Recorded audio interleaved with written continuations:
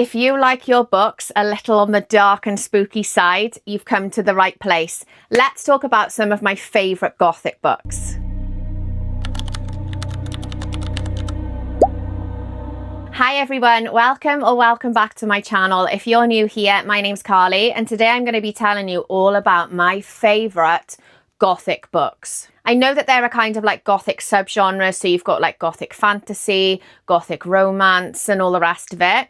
But for this video, I'm going to be mainly talking about historical Gothic, kind of like horror books. We've got some classics in there, some more modern books, and all of them gave me the same dark, delicious Gothic vibes. So what is Gothic literature? Do you know what? I don't really feel like there is a set definition. I did look it up on Google, and according to Google, Gothic literature evokes an atmosphere of mystery, fear or terror. You've got haunted castles, decaying mansions and supernatural elements, which I feel like most of these books have. For me, I'm all about the vibes, and I think most of these books have got like a dark Victorian setting. I do feel like the Victorian era lends itself so well to a Gothic setting.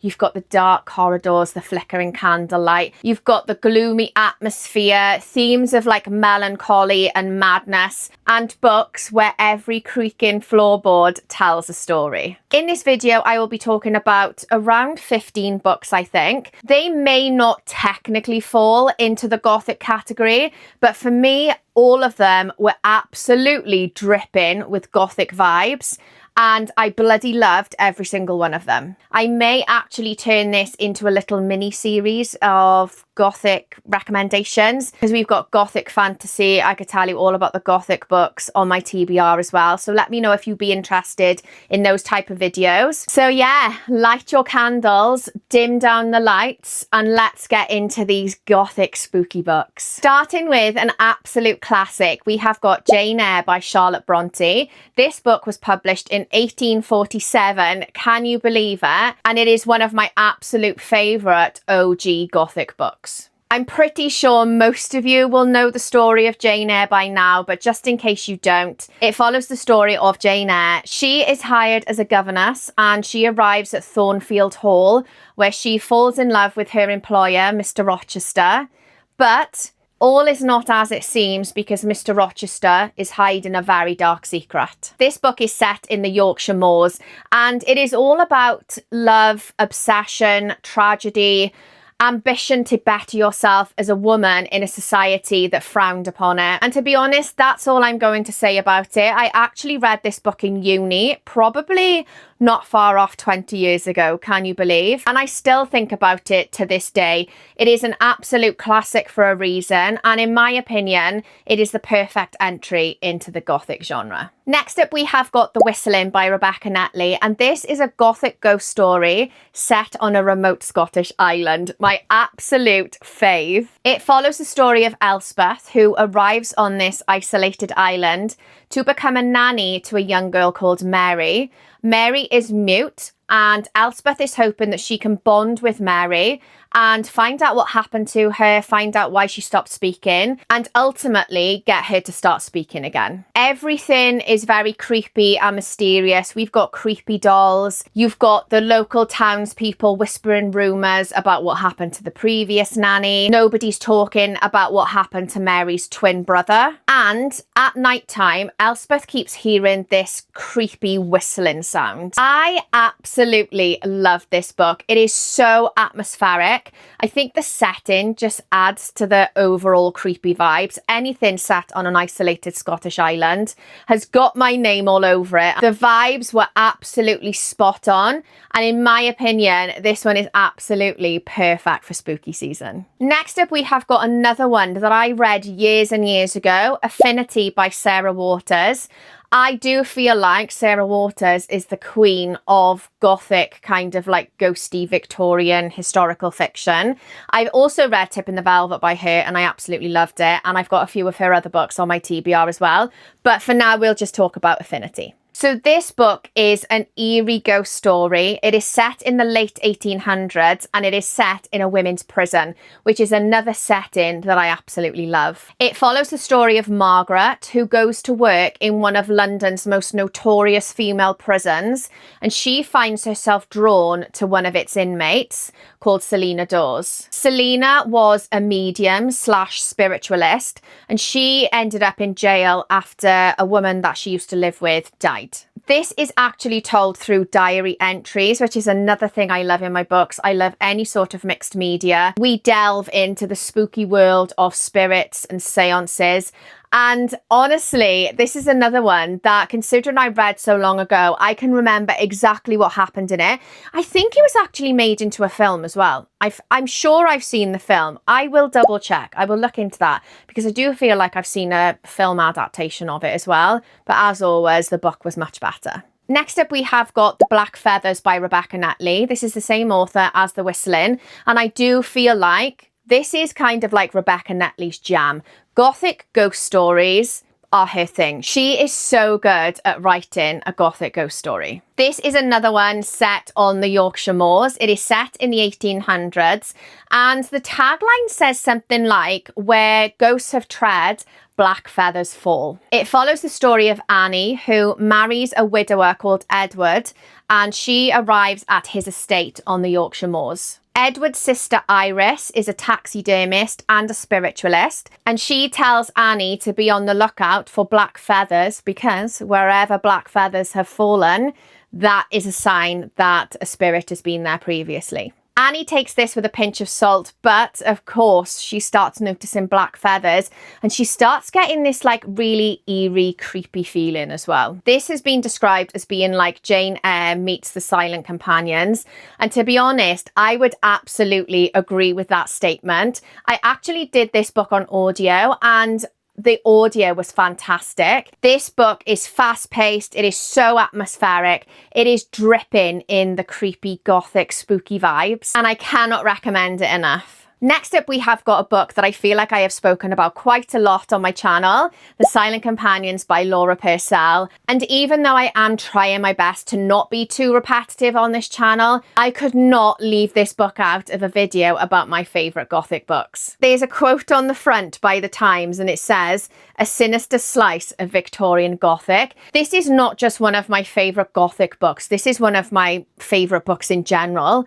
It follows the story of Elsie. She is pregnant. She has recently been widowed and she is sent to see out her pregnancy at her husband's crumbling estate. The local villagers and the staff are quite hostile towards her, and with not much else to do, she goes wandering around the house and she finds a locked door. Of course she finds a locked door, and behind this locked door they're called the Silent Companions, which are the creepiest things I think I have ever seen. And I say seen because I did Google them. They are a thing. People used to have these in their homes back in the day. I'm telling you now, I don't care how fashionable they were back then. There is no way on this earth I would have those in my house. I will insert a picture, but they were basically like wooden people, statues, replicas type things. I don't think I'm explaining them very well. Elsie finds one behind this locked door and it bears a striking resemblance to herself. And she also finds a hidden diary in this room. And I think I've said it quite a few times on my channel previously. I absolutely love a hidden diary or hidden letters or anything like that with a little bit of mystery. This book, it gave me the creeps. I'm not even going to sugarcoat it. It really creeped me out while I was reading it.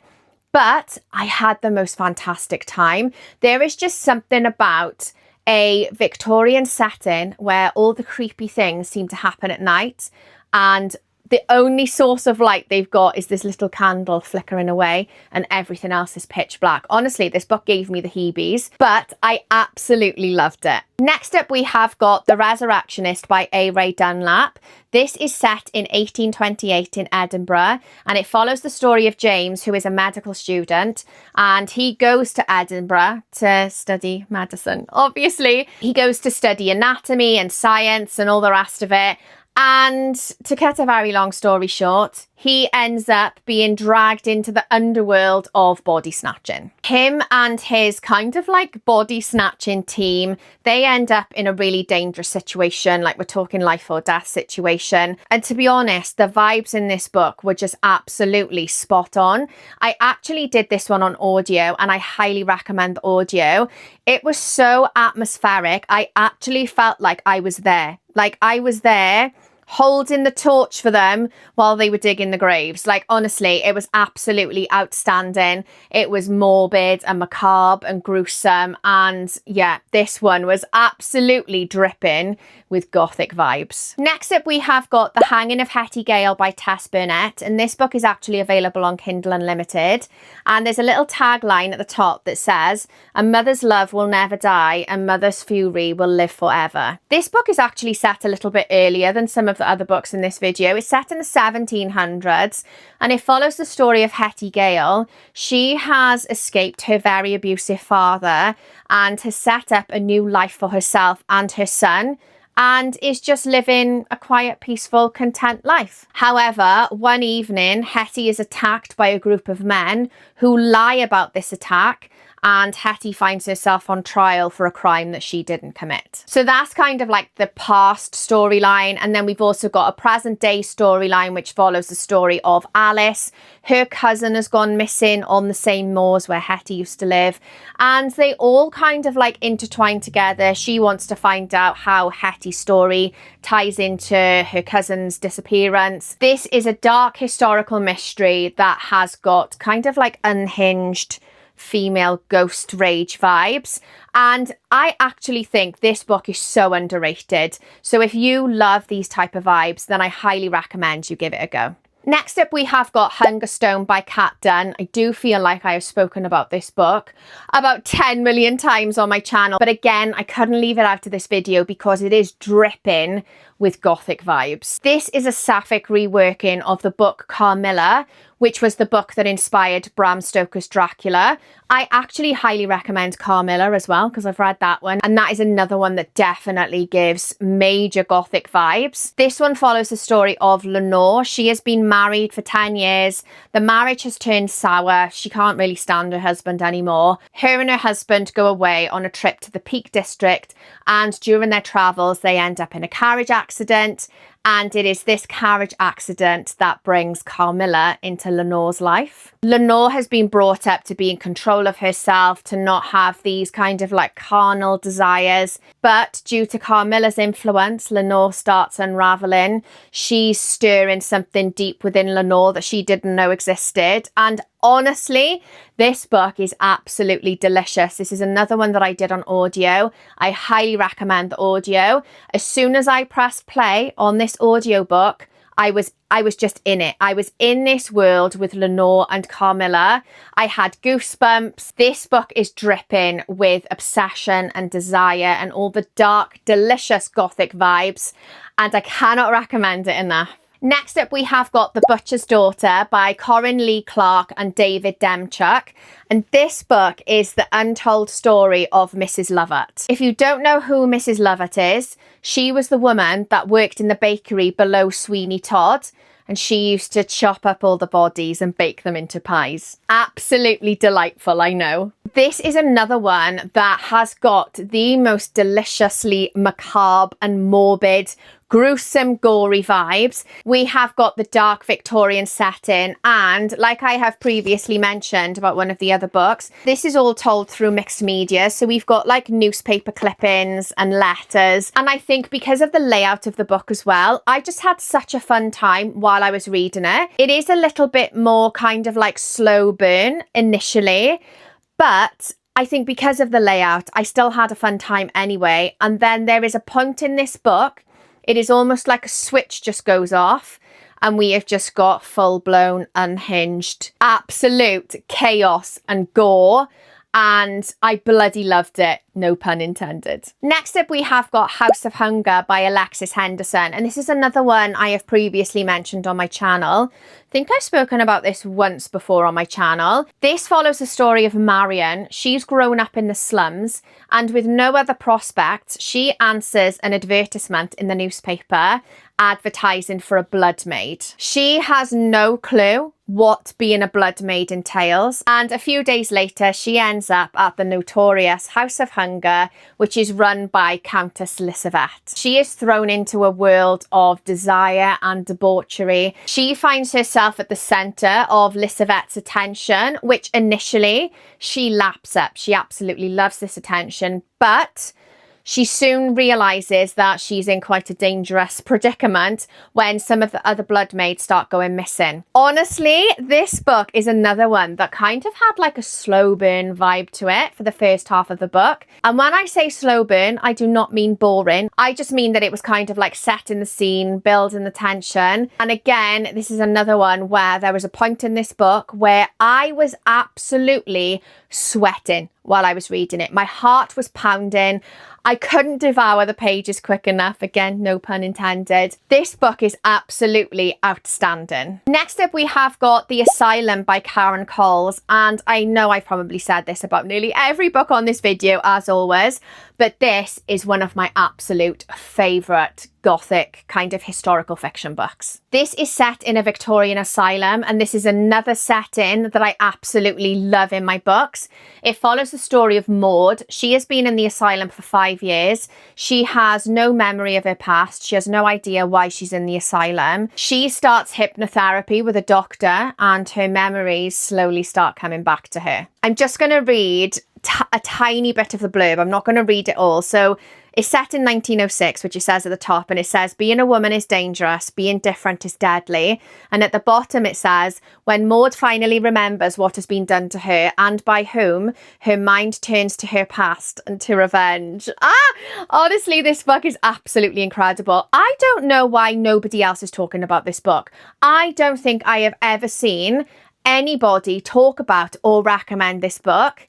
And in my opinion, that's absolutely criminal. Like I've said, I absolutely love an asylum setting. It always blows my mind to learn about the reasons that women were put into asylums in this era. This is one of my absolute favourite Gothic historical fiction books. Next up, we have got What Moves the Dead by T. Kingfisher, and this is a really short novella. How many pages is in it? It's under 200 pages, and it is actually a retelling of The Fallen of the House of Usher. It follows the story of a retired soldier called Alex. He arrives at the Usher estate to visit his childhood friend, but when he gets there, she is not in the best state. She is very ill, and she is pretty much on death's door. This is actually a little bit strange. I haven't read The Fallen of the House of Usher, so I don't know if that one is as strange as this one. I do feel like T. Kingfisher's books in general are a little bit on the kind of like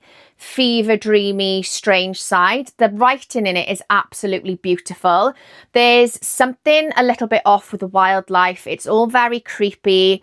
There's a lot of mushrooms, a lot of mushroom imagery. The setting of the house and its surroundings is so Gothic and atmospheric. And I think because it is under 200 pages as well, this is kind of like the perfect palette cleanser for your spooky season TBR. Next up, we have got one I haven't actually got a physical copy of, The Secrets of Hartwood Hall by Katie Lumsden. This is set in 1852 and it follows the story of Margaret. She has been hired as a governess at Hartwood Hall, but when she gets there, as always, there's something a little bit strange. She can see strange figures in the dark. There's a forbidden wing in the house. It's going to give him Beauty and the Beast vibes, to be honest. Whenever she goes out with her employer, Mrs. Evesham, the locals are always giving Mrs. Evesham a bit of a side eye, bit of like nudge, nudge, like whispering. It's all very mysterious and secretive. And to be honest, I'm not going to say too much more about it because I don't want to spoil anything, but this is the perfect Gothic mystery. I just feel like whenever you have got a big estate or house It's just the perfect setting for this type of book. It kept me gripped the whole way through. It kept me guessing right until the very end. And yeah, it just gave me gothic, creepy suspense vibes. Next up, we have got probably the shortest book I have ever read in my life, The Yellow Wallpaper by Charlotte Perkins Gilman. I actually read this book in uni, so we are talking about 20 years ago. And to this day, my mind is still blown by this book. It is so clever. It is an absolute masterpiece. And for a book, I think it's like under 20 pages. It's like a chapter.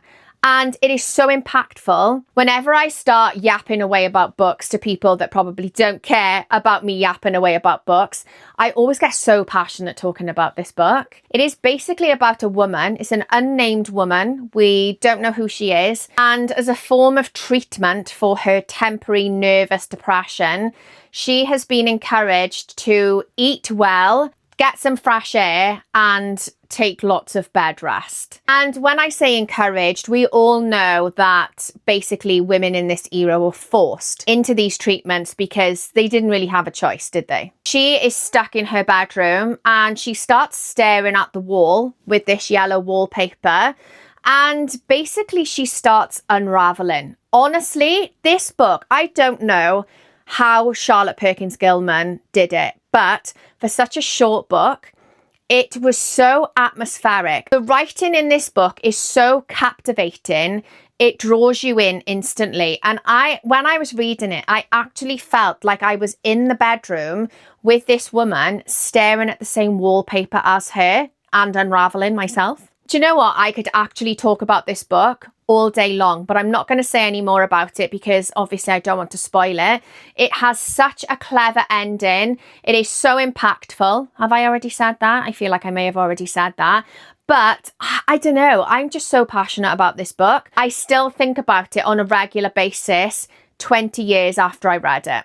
And last but not least, we're going to finish the video with two absolute classics. We have got Dracula by Bram Stoker and Frankenstein by Mary Shelley. How could I do a video about Gothic books and not talk about these two? I actually read these in uni as well. So again, we're talking 20 odd years since I read these books. And again, both of these books left an impression on me. I absolutely loved them at the time I was reading them and studying them. I mean, I'm guessing most of you know what Dracula and Frankenstein are about, but just in case you don't, we have got Jonathan Harker in this book. He goes to stay in a castle with Count Dracula and he notices some terrifying things in the castle. It is probably one of the most famous vampire books about desire and sexuality and sanity, and oh, I absolutely loved it. And then we have got Frankenstein by Mary Shelley.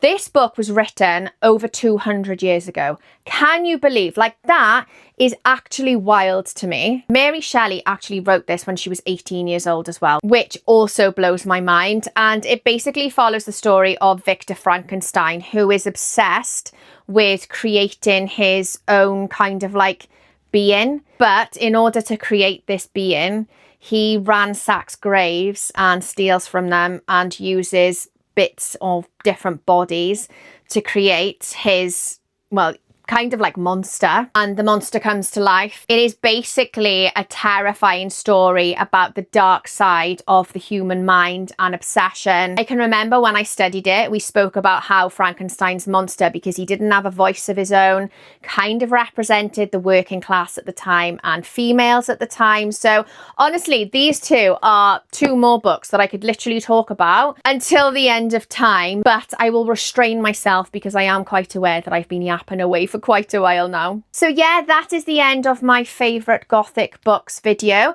I do feel like I could probably do another video, maybe do a part 2. I really hope you enjoyed watching, and I really hope you got some inspiration for your own reading lists. Please let me know in the comments if you've got any recommendations for me along the similar lines of the books I've spoken about. So anything that's dark, Gothic, Victorian, asylum settings, female prison settings, anything macabre and morbid. These are literally my favourite types of books to read. If you did enjoy, please don't forget to hit that little subscribe button below. I would absolutely love it if you decided to stick around. And yeah, I will leave it there for now, and I'll catch you all next time.